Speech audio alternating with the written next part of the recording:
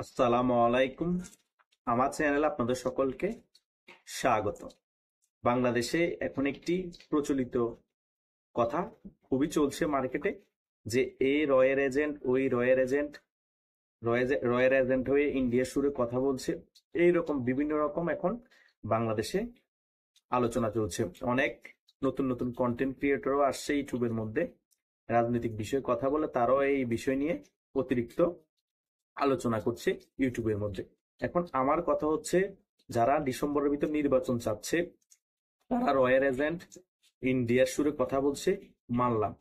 আর যারা নির্বাচন একেবারেই চাচ্ছে না, জুনে নির্বাচন দিবে বলতেছে বা জুনের ভিতর নির্বাচন দিবে বলতেছে, তারা কার সুরে কথা বলছে? তারা কার এজেন্ট?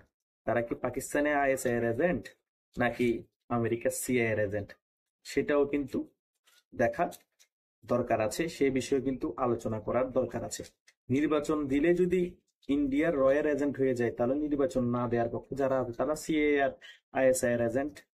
বাংলাদেশে যদি নির্বাচন দিতে দেরি করা হয়, তাহলে বাংলাদেশের প্রশাসনিক কাঠামো আরো অনেক ভেঙে পড়বে, কারণ প্রশাসনকে স্ট্রং করতে হলে একটা নির্বাচিত সরকারের প্রয়োজন। আর আর্মি যদি বেশি দিন আরো ম্যাজিস্ট্রেসি ক্ষমতা নিয়ে রাজপথে থাকে বা পুলিশকে সহায়তা করতে হয়, তাহলে আর্মিদের মধ্যে কারাপশন ঢুকে যাবে, আর্মিদের ট্রেনিং ব্যাঘাত ঘটবে। আর্মিদের কাজ কিন্তু এসব প্রশাসনিক কাজ সামলানো না, জনগণের জানমাল নিরাপত্তার দায়িত্ব কিন্তু এখন আর্মিদের থাকার কথা নাই 9 মাস পরও। এখন কিন্তু আর্মিরা সকল কার্যক্রম করতে হচ্ছে, এবং মব ভায়োলেন্সও কিন্তু পুলিশে নিয়ন্ত্রণ করতে পারতেছে না, আর্মিরা গিয়ে নিয়ন্ত্রণ করতে হচ্ছে। তারপরও সকল জায়গায় মব ভায়োলেন্স হচ্ছে। তাই রয়্যাল এজেন্ট সুরে কথা বলছে এসব বলে লাভ নাই। বাংলাদেশে একটা নির্বাচনের প্রয়োজন, সেটা যত তাড়াতাড়ি হবে বাংলাদেশের জন্য ভালো।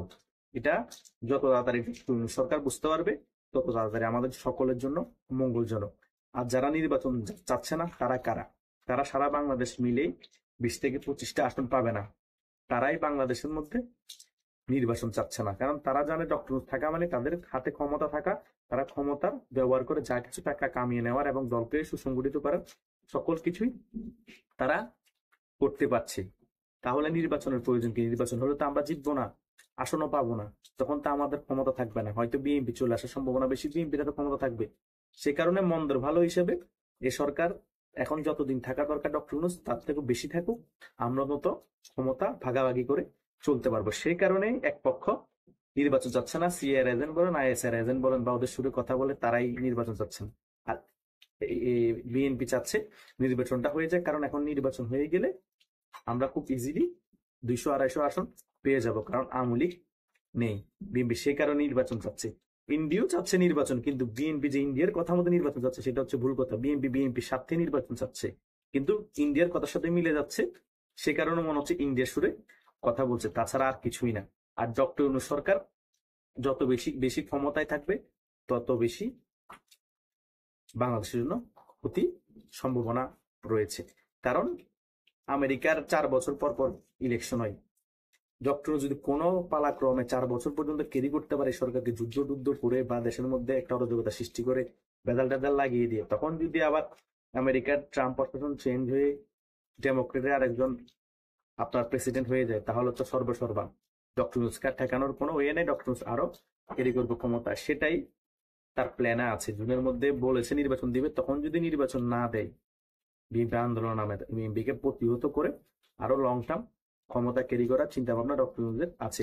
হয়তো বা প্রেসারে পড়লে তখন নির্বাচনও দিয়ে দিতে পারে, 50-50 চান্স আছে। এটা বিএনপির আন্দোলনের উপর। আর বিএনপির আন্দোলন কেমন করে, বিএনপির দুর্বলতা কোথায়, সেটাও কিন্তু পুঙ্খানুপুঙ্খানু ভাবে ডক্টর ইউনূসে নোট করছে, এবং ডক্টর ইউনূসের পাশাপাশি যে সকল ডক্টর ইউনূসকে ভিতরগত সমর্থন করে তারাও কিন্তু নোট করে রাখছে। কারণ প্রতিপক্ষ কিন্তু রাজপথ নামলে ডক্টর ইউনূসের সিন্ডিকেট আর বিএনপি আলাদাভাবে থাকবে, কারণ আওয়ামী লীগ তো সম্পূর্ণরূপে সকল থেকে আলাদা, অ্যান্টি আওয়ামী লীগ। এরা হচ্ছে সকল অ্যান্টি আওয়ামী লীগের মধ্যে গ্রুপিং হবে, বা রাজপথের মধ্যে ডক্টর ইউনূস পক্ষ আর বিএনপি পক্ষ রাজপথে দেখা হবে। যদি জুনের টাইমও নির্বাচন না হয়, তখন আর কথা বলতেছে। জুনের ভিতরে নির্বাচন হয়ে গেলে তখন আর এইসবের বিএনপির দরকার পড়বে না, বিএনপি নির্বাচিত হয়ে ক্ষমতায় চলে আসবে। ডক্টর নজরুদ্দিন নির্বাচন হয়, তখন ক্ষমতায় চলে আসবে বিএনপি, 150 আসন পেতে কষ্ট হবে। কারণ ইলেকশন ইঞ্জিনিয়ারিং যে সরকারে থাকে সে করবেই, কারণ এনসিপি হচ্ছে একটা কিংস পার্টি। তো এনসিপি কে যদি 50 আসন পাইয়ে না দিতে পারে, তাহলে এই দলটা কি সংগঠিত হবে? দলটা কি আগামীতে কোনো ফিউচার আছে? নাই। তাই এখানেও কিন্তু ভেজাল আছে। তাই দেখা যাক কোন পরিস্থিতি হয় দেশের, কিভাবে রাজনৈতিক পট পরিবর্তন হয়, কিভাবে এনসিপির ভবিষ্যৎ উজ্জ্বল হয়, নাকি এনসিপি একেবারে ভ্যানিশ হয়ে যাবে, জামাতের কি ভবিষ্যৎ হবে, বিএনপির কতগুলো আসন পায় যদি নির্বাচন হয় ডক্টর ইউনূসের আন্ডারে, আর এনসিপি নির্বাচন আগ মুহূর্তে কতটুকু সংগঠিত হতে পারে সারা বাংলাদেশে, তাদের কি অবস্থান হয়, সেটাও দেখার বিষয়। ধন্যবাদ সকলকে, সকলে কমেন্ট করে আপনাদের মতামত জানাবেন।